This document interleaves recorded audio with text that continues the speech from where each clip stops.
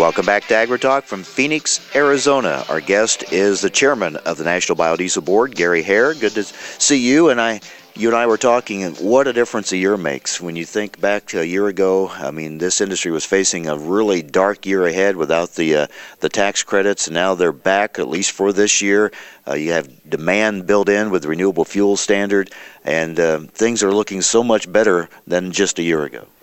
They certainly are, Mike. Last year we were faced with the lapse of the tax credit. There was a challenge to the RFS2 by the petroleum industry, and those things have been resolved.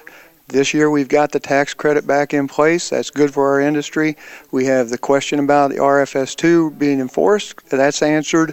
And so now our industry is ready to respond by producing the biodiesel gallons needed to meet those obligations. The big question, the one we kept asking during the past year and really didn't know, and we're about to find out, how quickly can this industry pick back up again? How quickly can it restart and move forward?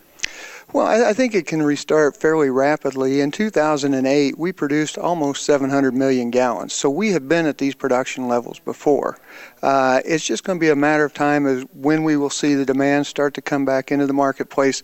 Last year, our industry produced a little over 300 million gallons. And so we have to ramp back up now to produce the gallons that are going to be needed by RFS2. Our industry is excited about it. I think we're ready to respond.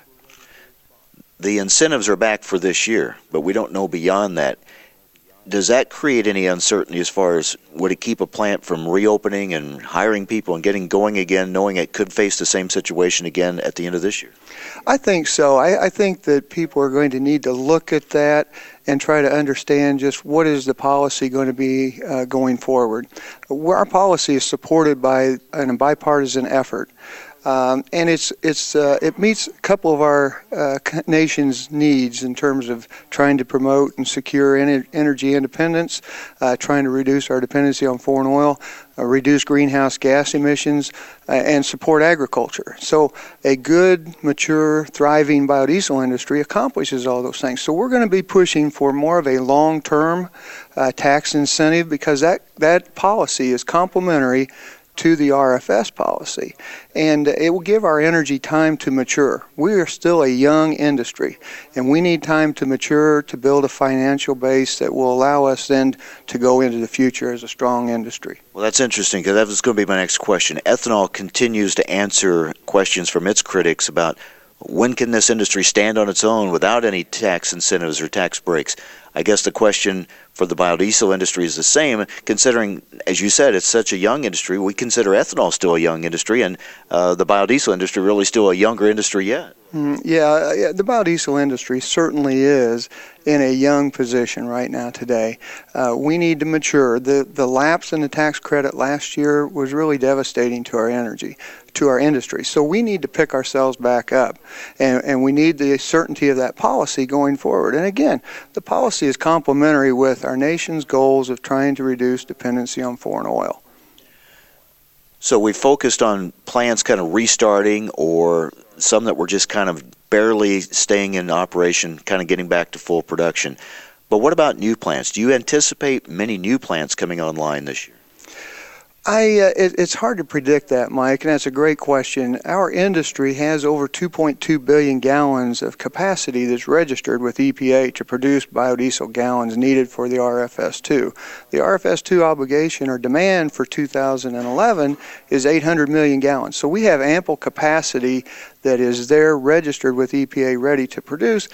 It's going to take time, obviously, for some of those companies to ramp back up their production and to rehire and restaff and do all those things. But we do have ample capacity at this point in time. Are we seeing that rehiring and the restarting of the industry already taking place? Yes, we are. I think that some of our producers are in the process now of restaffing their plants and getting ready for this demand that's going to be coming this year. So it's hard to imagine how different it is from a year ago to this year.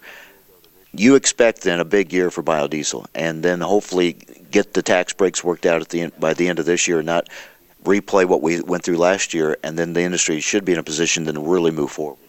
Yes, the RFS represents something that we've never had before in this industry, Mike, and that's a base of demand.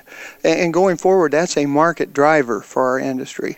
So we need to work now. We've got that market driver in place with RFS2, and we need to work as an industry to push for the complementary policy being the extension of the tax incentive that we need. And we'll call on a lot of our grassroots support to get that done. The soybean industry and other industries in the United States have been great in terms of helping support us in that effort, and we appreciate that. All right, better news indeed. Thanks, Gary. Thank you, Mike. It's a pleasure to be here with you today. Gary Haer, Chairman of the National Biodiesel Board. All right, we'll take a break. When we come back here to Phoenix, we'll focus on a state that is rebounding their biodiesel industry, the state of Kansas. What's going on there? Are plants getting started back up again? Talking about what we just talked about with Gary as the industry looks to rebound. We'll focus on Kansas next. Stay with us. This is AgriTalk.